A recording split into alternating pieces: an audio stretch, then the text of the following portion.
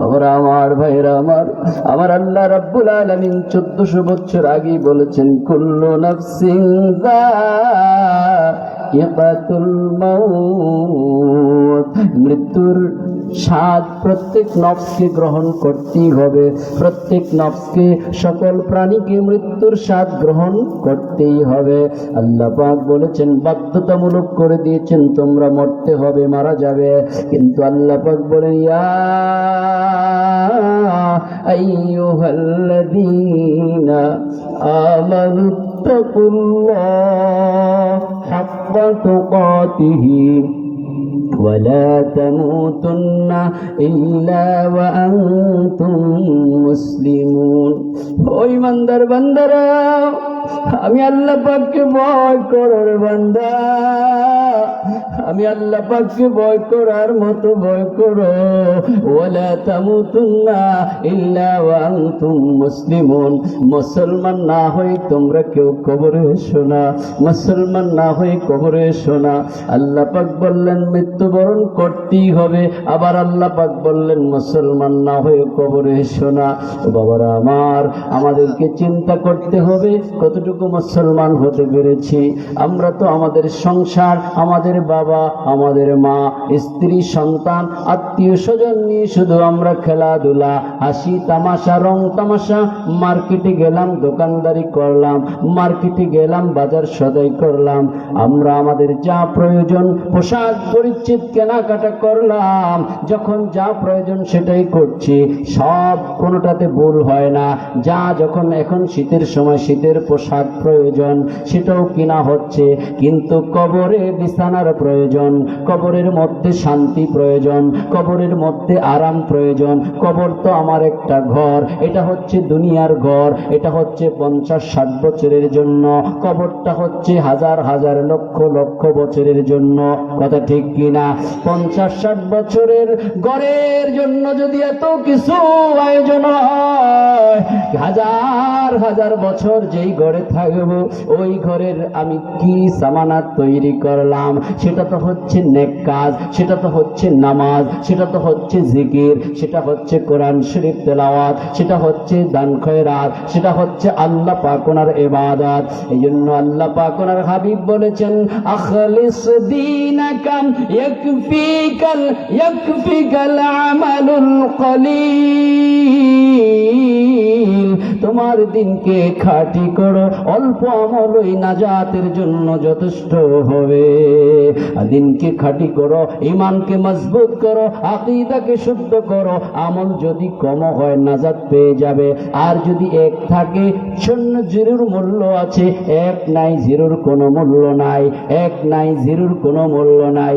ঈমান আছে, আমলের দাম আছে, ঈমান নাই, আমলের কোনো দাম নাই।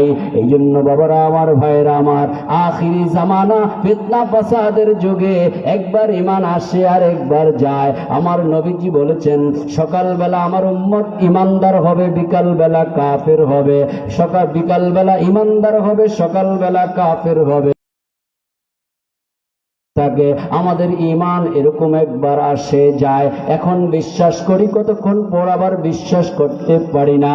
এই জন্য আমার নবীজি বলেছেন, আখিরি জামানায় হাতের তালুতে আগুনের জ্বলন্ত কয়লা রাখা যত কষ্টকর, তার চাইতে বেশি কষ্টকর আমার উম্মতের ঈমানকে টিকিয়ে রাখা।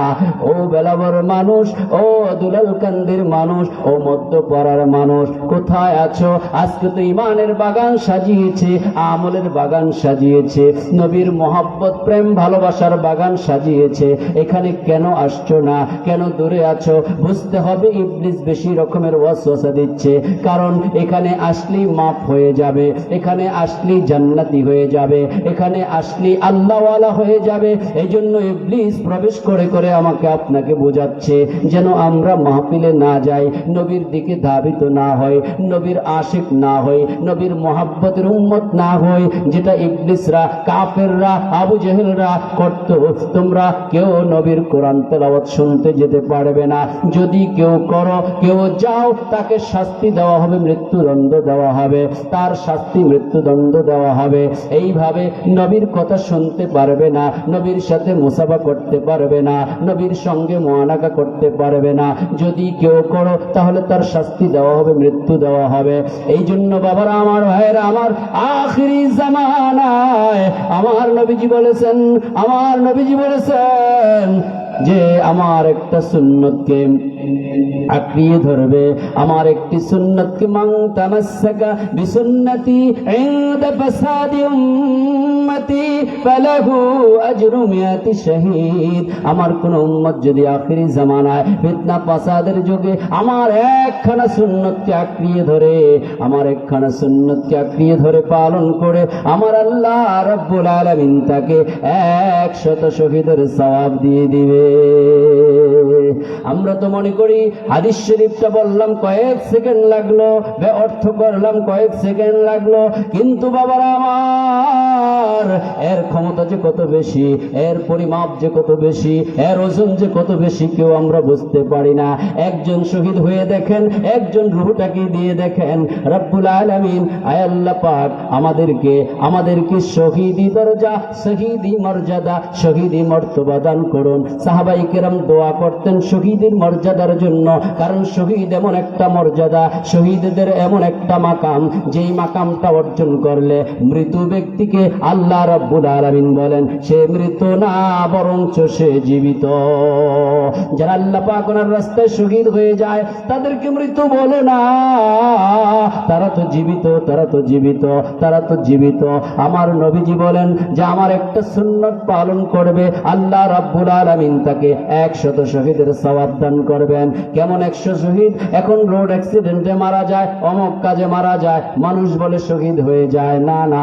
আমার নবীজি বলেন যে সাহাবায়ে কেরাম প্রশ্ন করলেন, ইয়া রাসূলুল্লাহ, কিরকম 100 শহীদের সওয়াব পাওয়া যাবে? আমার নবীজি বলেন যারা দ্বীন ইসলামকে টিকিয়ে রাখার জন্য, আমার সাহাবায়ে কেরাম যেভাবে যুদ্ধ করতে করতে শাহাদাত বরণ করে, আমার সাহাবায়ে কেরামদের মতো 100 শহীদের সওয়াব দেওয়া হবে। আমার নবীজির একটা সুন্নতের কত পাওয়ার, একটা সুন্নতের কত দাম। মান আহাব্বা সুন্নতি ফাকাদ আহাব্বানি ওয়া মান আহাব্বানি কানা মাইয়া ফিল জান্নাহ। যে আমার সুন্নতকে ভালোবাসে সে আমি রাসূলকে ভালোবাসে, যে আমি রাসূলকে ভালোবাসে সে আমার সঙ্গে জান্নাতের মধ্যে থাকবে। বাবারা আমার, এই মুহাম্মদিয়া জামিয়া শরীফের ছাত্রদের প্রধান কাজ হচ্ছে সুন্নাত, সুন্নতের ইত্তেবা, সুন্নত নববী। আমার নবীর সুন্নতকে ভালোবাসা, আমার নবীজির সুন্নতকে ইত্তেবা করা। আল্লাহ পাক রব্বুল আলামিন বলেন, কুল ইন কুনতুম তুহিব্বুনাল্লাহ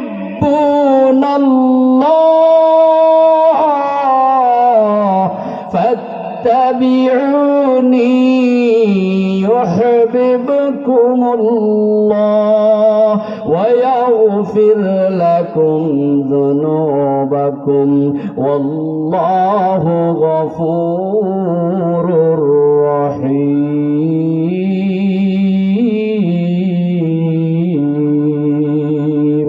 আল্লাহ পাক বলেন, বন্ধু আমার, হাবিব আমার, কুল ইন কুনতুম তুহিব্বুনাল্লাহ, আমার বান্দারা আমাকে ভালোবাসতে চায়, আমার বান্দারা আমাকে মহব্বত করতে চায়। রাসূল আমার, হাবিব আমার, আপনি জানিয়ে দিন, আপনি বলে দিন, আপনি বুঝিয়ে দিন, আপনি স্পষ্ট করে দিন। কি স্পষ্ট করে দিবেন, কি বুঝিয়ে দিবেন, জানিয়ে দিবেন? তুহিব্বুনাল্লাহ, আমি আল্লাহকে ভালোবাসতে চাই, আপনি বলে দিন তারা যেন আমি রাসূলকে ভালোবাসার পূর্বে, আমি আল্লাহকে ভালোবাসার পূর্বে আপনি রাসূলকে তারা ভালোবাসে, আপনি রাসূলকে ইত্তেবা করে। ফাত্তাবিউনি, আপনি রাসূলের ইত্তেবা যখন করবে, আপনি রাসূলের ইত্তেবা যখন করবে, তখন ইউহিব্বুকুমুল্লাহ, ইউহিব্বুকুমুল্লাহ, আমি আল্লাহ রাব্বুল আলামিন যখন দেখব আপনি রাসূলকে ইত্তেবা করেছে, সাথে সাথে আমি আল্লাহ নিজেই তাকে ভালোবাসবো। জোরে বলুন সুবহানাল্লাহ। রাসূলের ভালোবাসা চাই কি চাই না? জোরে বলেন চাই কি চাই না? রাসূল পাকের ভালোবাসা আমাদের দরকার আছে কিনা? ওনার ভালোবাসা ছাড়া কোনো উপায় নাই। আল্লাহ রাব্বুল আলামিন বলেন, হাবিব আমার জানিয়ে দিন, বলে দিন, আপনি রাসূলকে যখন ইতাআত করবে আমি আল্লাহ রাব্বুল আলামিন তাকে ভালোবাসবো। শুধু ভালোবাসবো তা নয়, তার প্রতি দয়ালু হব, তার গুনাহ খাতা মাফ করব। সে যা দোয়া করবে আমি তার দোয়াগুলো কবুল করব। জোরে বলুন সুবহানাল্লাহ।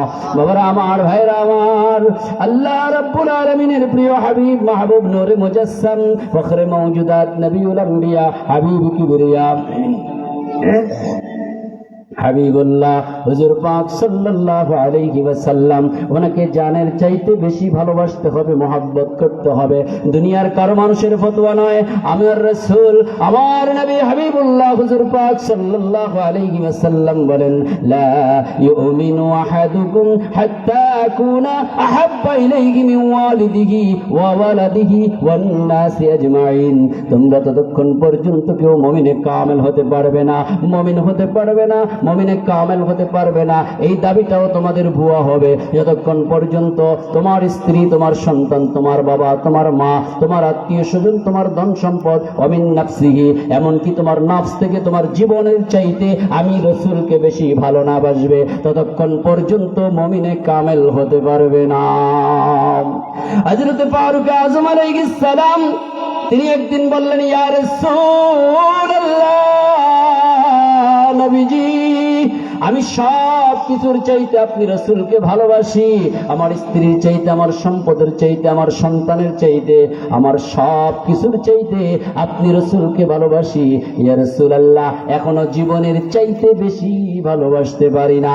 আমার নবী সাথে সাথে ফতোয়া দিয়ে দিলেন, ওগো ওমর রাদিয়াল্লাহু তাআলা আনহু, এখনো আপনি মুমিনে কামেল হতে পারেন নাই। ওমর রাদিয়াল্লাহু তাআলা আনহু দাঁড়ানো ছিল, পড়ে গেলেন, গড়াগড়ি দিয়ে কান্না শুরু করে দিলেন, ইয়া রাসূলুল্লাহ, যেই মুমিনে কামেল হওয়ার জন্য একাধিক স্ত্রী ত্যাগ করেছি, স্থাবর অস্থাবর সম্পত্তি ত্যাগ করেছি, সব কিছু ত্যাগ করলাম শুধু মুমিনে কামেল হওয়ার জন্য, আপনাকে পাওয়ার জন্য গো নবীজি। কারণ আল্লাহ পাক বলেছেন, আল্লাহু ওয়া রাসূলুহু আহাক্কু আইয়ুরদুহু ইন কানু মুমিনিন। তোমরা যদি মুমিন হয়ে থাকো, তোমাদের একমাত্র শুধুমাত্র কেবলমাত্র দায়িত্ব কর্তব্য, যিনি আল্লাহ পাক এবং যিনি ওনার হাবিব মাহবুব হুজুর পাক সাল্লাল্লাহু আলাইহি ওয়াসাল্লাম, ওনাদেরকে সন্তুষ্ট করো। ওনারাই সন্তুষ্টি পাওয়ার সবচেয়ে বড় হকদার, ওনাদেরকে সন্তুষ্ট করতে হবে।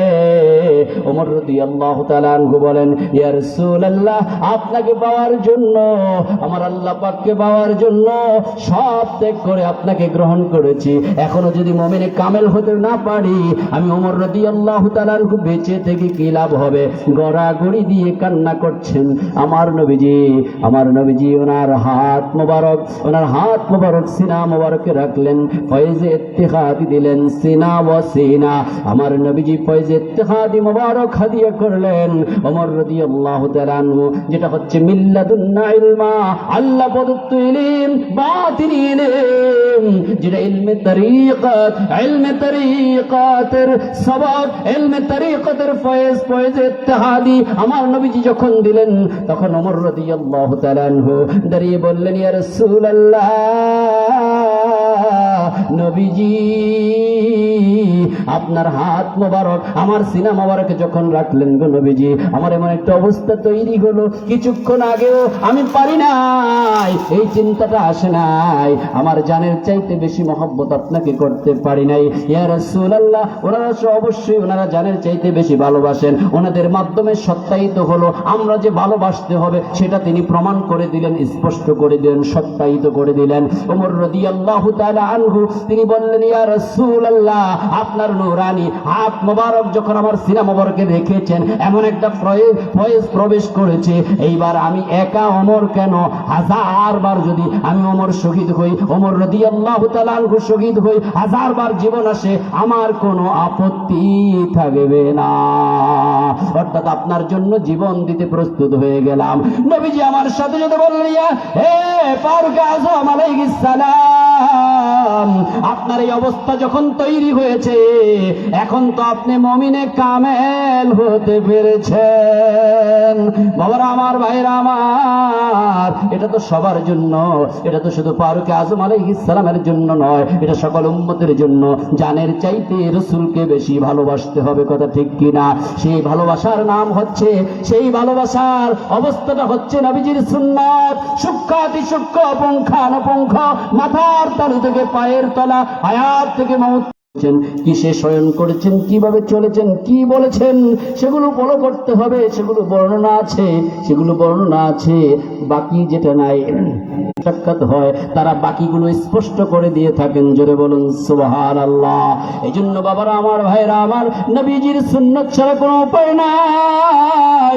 শুধু জন্ম হবে, একজন আলেমকে দাওয়াত করে সুন্দর একটা নাম রাখবে, কানে আজান দিবে, ডান কানে আজান, বাম কানে ইকামত, গোসল করাবে, আজান দিবে, এবং মানুষ যখন হলো এটা সুন্নত, এটা সুন্নতি তরিকা, এই নিয়মটা ঠিক, মৃত্যু হয়ে যাবে।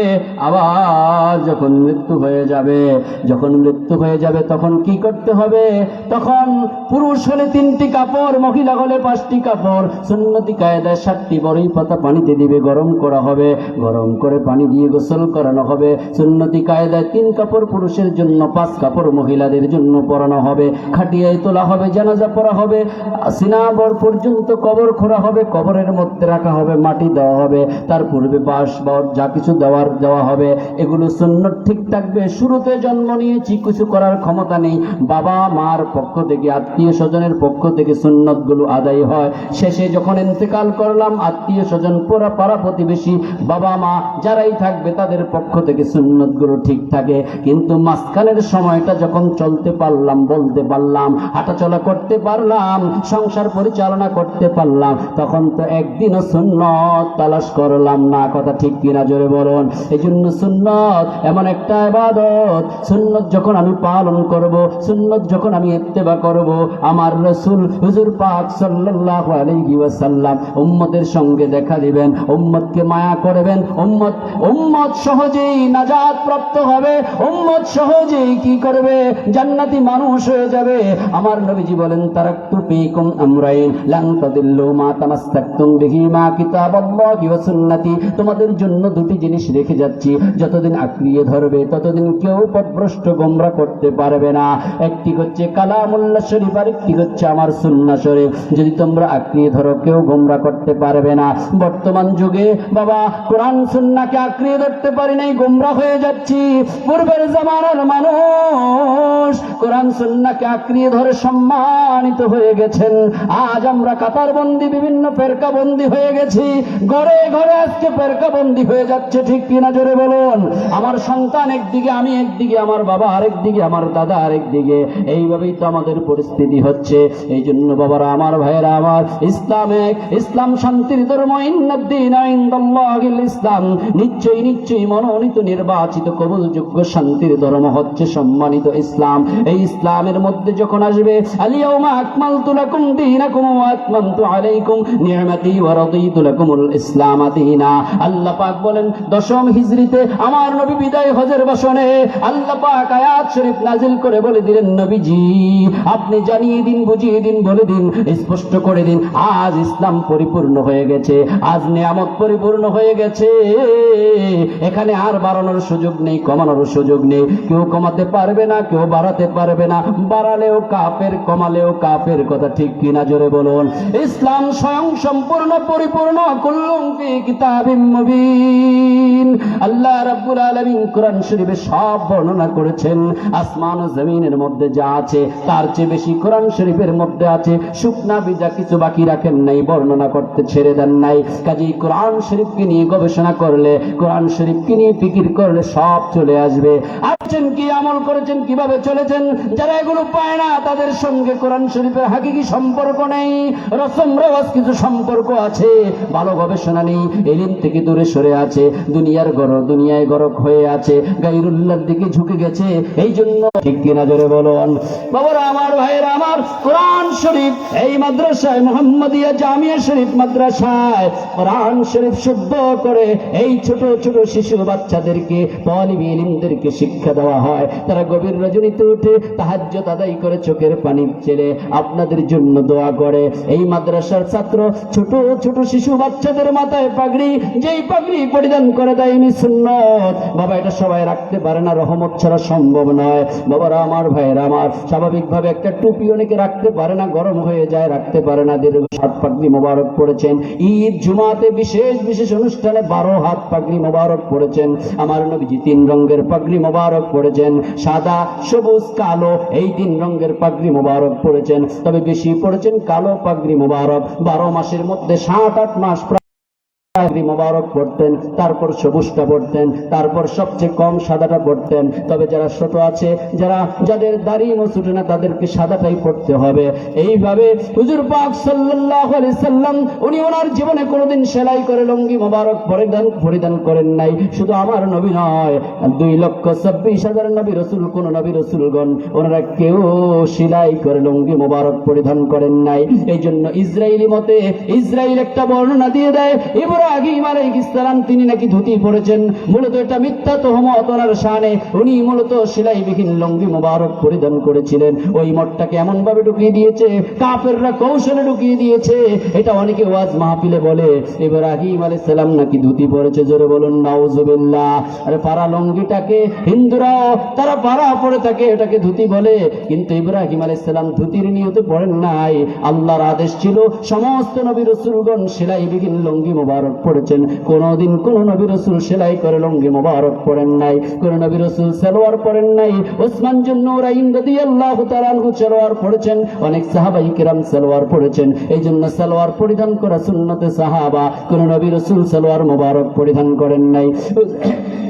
হুজুর পাক সাল্লাল্লাহু আলাইহি সাল্লাম ওনার কোটটা মোবারক ছিল সাদা বা বিভিন্ন কালারের ছিল, তবে উনি সাদাটা বেশি পরতেন। গোল ছিল, চতুর্দিক থেকে গোল কোনা বন্ধ ছিল এবং ঘুটলি যুক্ত ছিল, বোতামবিহীন ঘুটলি যুক্ত কোটটা মোবারক ছিল, কামিজ মোবারক ছিল এবং তিনি চাদর মোবারক পরিধান করতেন। তিনি সুন্নতি চকি মোবারক ব্যবহার করতেন। যখন ইতিকাফে বসতেন, ওনার যে সুন্নতি চকি মোবারক ছিল সেটাতে দড়ি বাঁধা ছিল, বড় বড় মোটা রশি বাঁধা ছিল। ওটার উপরে চাটাই বিছানো হতো বা কম্বল বিছানো হতো। কখনো কখনো কাঠের ছাউনি ছিল। হুজুর পাক সাল্লাল্লাহু আলাইহি সাল্লাম ওনার চকি মোবারক ছিল 1 বিগত উচ্চতা, অর্থাৎ 9 ইঞ্চি উচ্চতা। হুজুর পাক সাল্লাল্লাহু আলাইহি সাল্লাম ওনার চকি মোবারকের কাঠ ছিল শিলকড়ি কাঠ। হুজুর পাক সাল্লাল্লাহু আলাইহি ওয়াসাল্লাম তিনি কাঠের পেয়ালা দিয়ে পানি বা দুধ মোবারক পান করতেন। হুজুর পাক সাল্লাল্লাহু আলাইহি সাল্লামের পেয়ালা মোবারকের চতুর্দিকে লোহার পাত লাগানো থাকতো। হুজুর পাক সাল্লাল্লাহু আলাইহি ওয়াসাল্লাম ওনার প্লেট মোবারক ছিল শিলকড়ি কাঠের, চতুর্দিক দিয়ে লোহার পাত লাগানো থাকতো। হুজুর পাক সাল্লাল্লাহু আলাইহি সাল্লাম ওনার দস্তরখানা ছিল চামড়ার, খাসির চামড়া খাস সুন্নত, গরুর চামড়াও সুন্নত, অন্যান্য চামড়ার দস্তরখানা, তবে সেটা খয়েরি রঙের হওয়া সুন্নত। হুজুর পাক সাল্লাল্লাহু আলাইহি ওয়াসাল্লাম ওনার পাগড়ি মোবারক 3 হাত, 7 হাত, 12 হাত ছিল।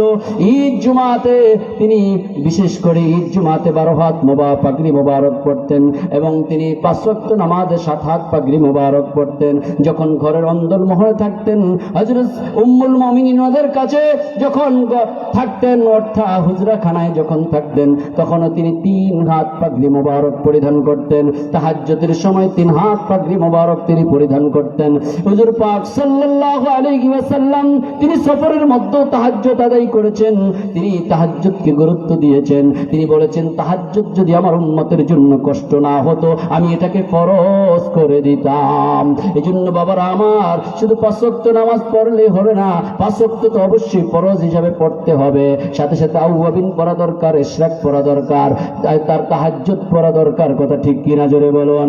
কারণ আমরা যত আমল করব, ইমানটাকে মজবুত রেখে যত আমল বাড়িয়ে দিব, তত জান্নাতে মর্যাদা বাড়তে থাকবে, জোরে বলুন সুবহানাল্লাহ। যে যত ডিগ্রি অর্জন করে তার তত মর্যাদা বাড়ে। কেউ ব্যবসা করলে ব্যবসায়ী বলে, ইমামতি করলে ইমাম সাহেব বলে।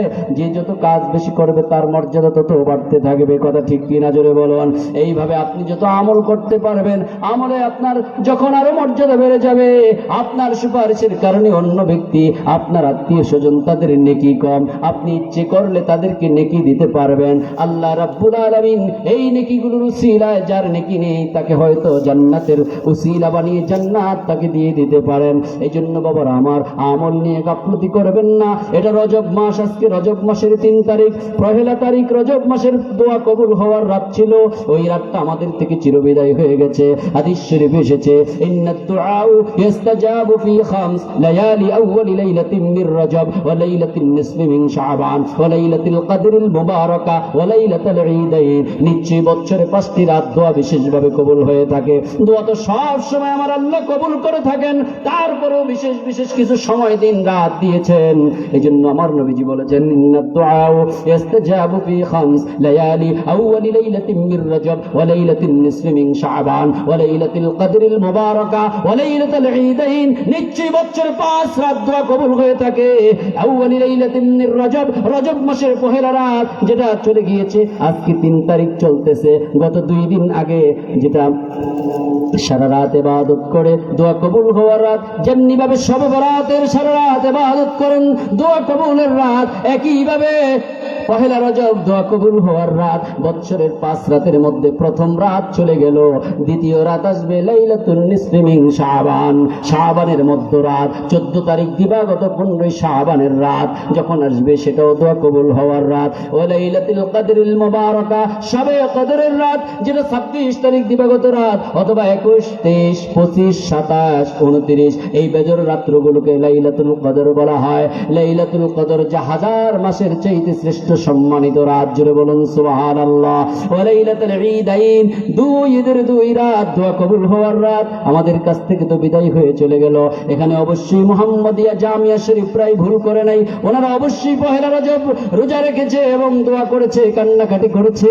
যারা জেনেছেন, যারা এসেছেন, তারা হয়তো বা কিছু হিস্সা পেয়েছেন।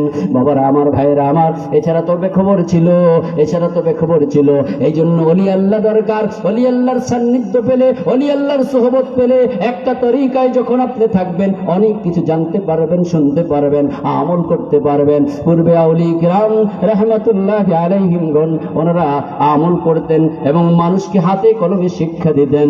বাবারা আমার, ভাইরা আমার, আমাদের দায়িত্ব কর্তব্য, এই মাসেই তো খাজা গরিব নওয়াজ রাহমাতুল্লাহ আলাইহি তিনি 6 রজব বিদায় নিয়েছেন। আল্লাহ পাক ওনার দিদার মোবারকে চলে গিয়েছেন। খাজা গরিব নওয়াজ রাহমাতুল্লাহ আলাইহি যিনি পৃথিবীর জমিনে তাশরীফ এনেন, ওনার খেদমতের বিনিময়ে কেউ বলে থাকে 90 লক্ষ, মূলত হাকিকত হিসাব করে দেখা গিয়েছে 1 কোটিরও বেশি অমুসলিমকে তিনি ঈমান দিয়েছেন।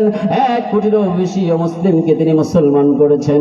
বাবারা আমার, ভাইয়েরা আমার, খাজা গরিব নওয়াজ রাহমাতুল্লাহ আলাইহি তিনি এই মাসে বিদায় নিয়েছেন, এই মাসে আগমন করেছেন। খাজা গরিব নওয়াজ রাহমাতুল্লাহ আলাইহি তিনি আল্লাহর মহান, আল্লাহ পাক ওনার মহান ওলি ছিলেন। খাজা গরিব নওয়াজ রাহমাতুল্লাহ আলাইহি প্রায় 97 বছর জমিনে হায়াতে বেঁচে ছিলেন। 97 বছর বেঁচে থেকে তিনি অসংখ্য অগণিত মানুষকে ঈমানদার করেছেন, দ্বীনের দাওয়াত করেছেন। গাউসে পাক বরফির আব্দুল কাদের জিলানী রাহমাতুল্লাহ আলাইহি তিনি ওনার জীবনে অসংখ্য অগণিত লক্ষ কোটি কোটি মানুষকে, পথহারা মানুষকে পথ দেখিয়েছেন। এইভাবে যুগে যুগে আউলিয়া কিরামরা এই পৃথিবীর মানুষদেরকে, পথহারা মানুষদেরকে পথ দেখিয়েছেন। শাহজালাল আলী রাহমাতুল্লাহ আলাইহি তিনি 9 থেকে 12 লক্ষ মুসলিমকে মুসলমান করেছেন। আজকে বাংলার জমিনে মুসলমান ওনার অবদান, আজকে বাংলার জমিনে মুসলমান খাজা গরিব নওয়াজ রাহমাতুল্লাহ আলাইহির অবদান, কথা ঠিক কি জোরে বলুন। ওনাদের কারণে, ওনাদের উসিলায় আমরা, আমাদের পূর্বপুরুষ ওনাদের উসিলায় মুসলমান হয়েছে। আজকে আমরা মুসলমান, কিন্তু দেখেন ভারতের জমিনের মধ্যে আজকে কসুর মতো মুসলমানকে কাটছে, গরু জবাই করা অপরাধ, এই জন্য মুসলমানকে হত্যা করছে, শহীদ করছে। নারায়ে তাকবীর।